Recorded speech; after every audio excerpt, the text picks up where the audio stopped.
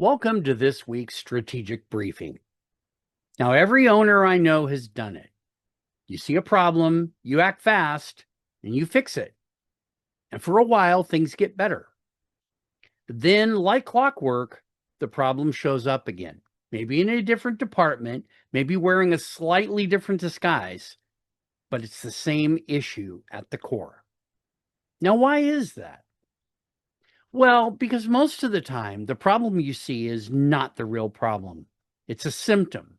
And chasing symptoms is the fastest way to stay stuck.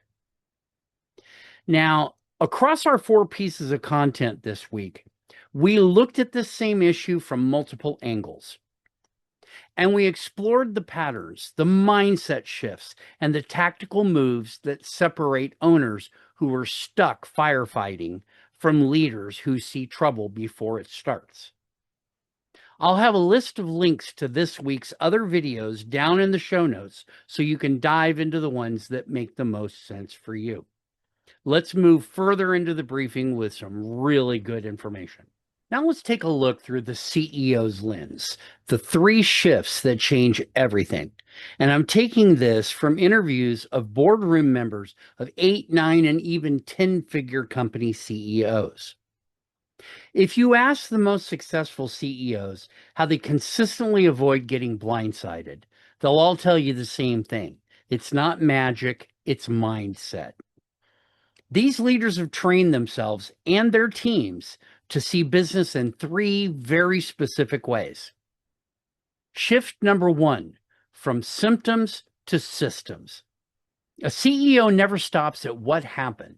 They ask, why did this happen and where else is this happening right now? They look systemically.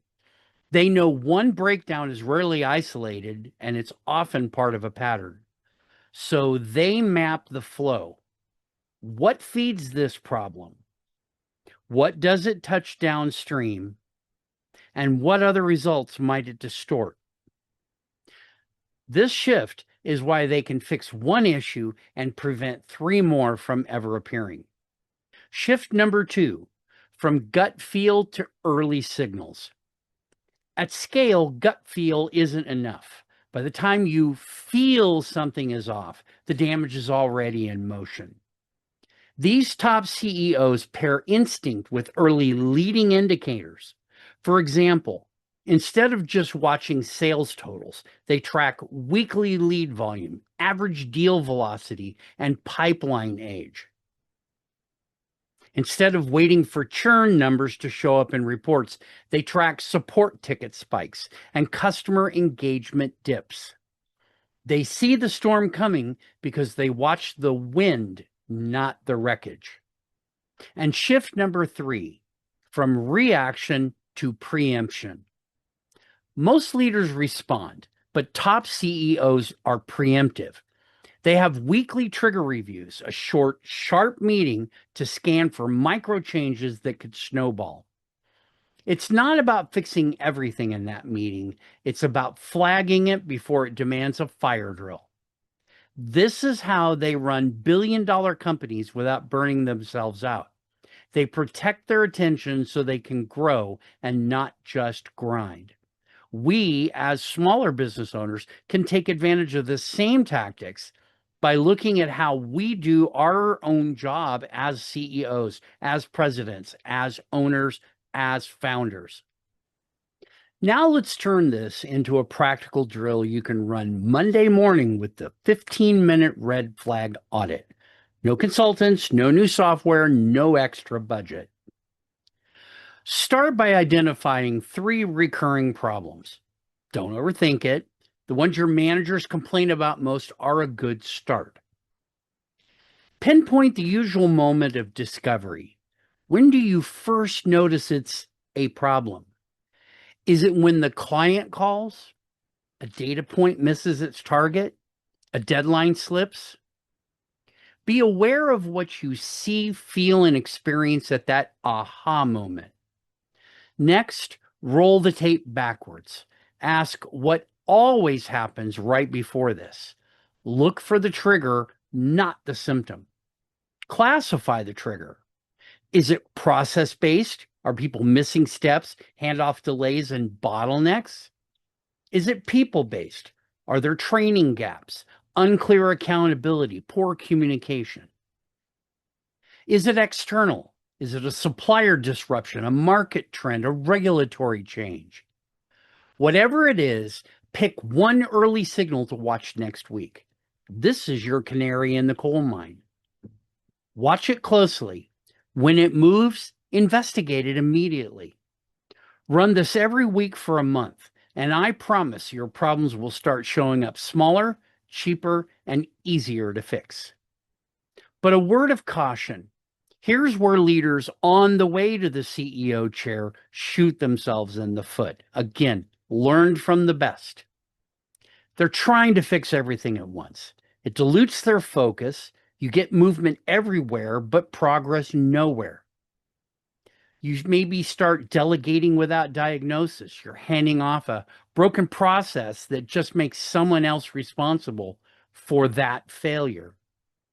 You start drowning in dashboards. Most numbers aren't going to provide more clarity, and the best CEOs watch fewer numbers, but more carefully, and ignoring inherited blind spots. If your team doesn't see it, odds are you won't either, unless you deliberately go looking for it. And finally, waiting for proof before acting. By the time the data proves you're in trouble, the best fix is already way too expensive. In closing this week, the truth is, no CEO I've ever met stumbles into success. They build it by design. They don't chase every problem. They hunt the root cause. They don't wait for the fire. They smell the smoke. And they don't get caught in the weeds. They keep their line of sight clear from forest to trees. If you've been feeling like your business is one bad week away from another fire drill, maybe it's time to put the CEO's lens in place now, before you're forced to. Because you don't need more chaos management skills, you need fewer crises. Thank you for visiting our strategic briefing. I hope this has been helpful for you. I know it always is for me to be able to go over this, reinforce the points that I'm making, and make sure that in my own business, I'm doing the same thing. We'll see you next week. This is Randy Bridges, signing off. If what you're hearing in today's episode sounds a little too familiar, here's what we do for service-based business owners. We help them add $100K to $250K in bottom line profits without hiring more staff, working more hours, or putting their business at risk. Most of our clients have built something solid. They're great at what they do, and their clients love them for it. But behind the scenes, they're juggling too many hats. Growth feels stuck, and the business starts draining more than it delivers. It's not that they're doing things wrong. It's that their systems haven't kept up. And that's where the leaks begin. Time, money, energy, it all starts slipping through the cracks.